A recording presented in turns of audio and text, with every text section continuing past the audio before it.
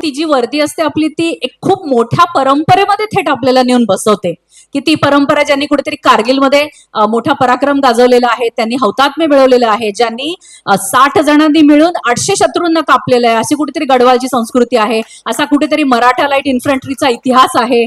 तर थेट तुम्ही त्यांच्या रांगेमध्ये जाऊन बसता, अजून काय पाहिजे? आणि थेट तुम्ही सगळ्या प्रकारची शस्त्र चालवता.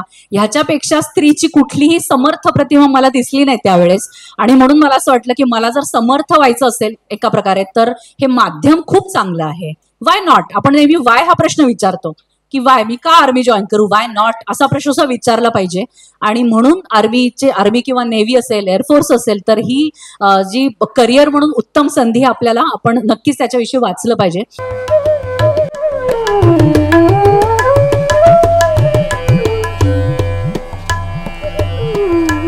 झालेला कार्यक्रम हा अत्यंत उत्कृष्ट झाला, भक्त्या चांगल्या, त्यामुळे खूप आनंद झाला, सार्थक झालं त्यांचं.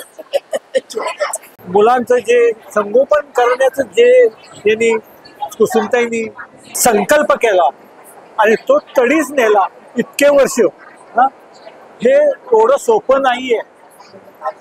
पण त्याचे जे हे आता हे आज बघतोय या मुली एवढ्या होत्या, फार उत्तम उदाहरण आहे. हे सगळ्यांना प्रेरणा देण्यासारखं आहे. पण त्याला धीर पाहिजे, माणसाला धीर पाहिजे. फार छान करणार आणि ही संस्था फार चांगली आहे. भगिनी निवेदिता प्रतिष्ठान संस्था ही राष्ट्रीय स्वयंसेवक संघातील एक अत्यंत महत्वपूर्ण अशी सेवा समूहातील संस्था आहे. आज कुसुमताई घाणेकरांच्या जन्मशताब्दी वर्षानिमित्त हा जो कार्यक्रम केला तो अतिशय सुंदर असा कार्यक्रम आहे. या कार्यक्रमासाठी समाजातील तळागाळातील सर्व महिला पुरुष या उभ्या राहिल्यात आणि ज्या पद्धतीने एखाद्या स्त्रीने आपलं कर्तृत्व गाजवलेलं आहे आणि समाज त्याची प्रेरणा घेऊन हा पुढे जात असतो.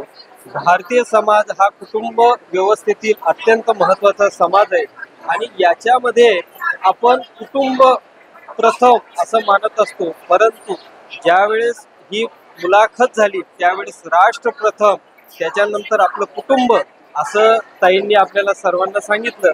आणि समाजातील ज्यावेळेस या हॉलमध्ये लोक उपस्थित होते त्यावेळेस बघितलं की अत्यंत गरीब परिस्थितीतले सुद्धा काही महिला पुरुष या कार्यक्रमासाठी आवर्जून उपस्थित होते आणि या संस्थेचा समाजासाठी अत्यंत महत्वाचा असा मोलाचा वाटा हा आहे आणि म्हणून या संस्थेला आपण सर्वांनी काहीतरी तन मन धन पूर्वक आपण सर्वांनी त्यांना शुभेच्छा देऊया आणि कार्यक्रम अतिशय सुंदर झाला.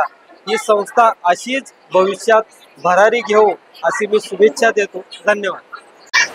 नमस्कार. आजचा कार्यक्रम खूपच सुंदर झाला. जे कुसुमताईंनी लावलेलं छोटंसं रोपटं होतं आणि त्याचे हा 55 वर्षात झालेला वटवृक्ष आपण सगळ्या हसऱ्या सुकन्यांच्या रूपात पाहिलाच. संस्थेचा असाच आलेख चढता राहील यासाठी आम्हा सर्वांकडून खूप खूप शुभेच्छा.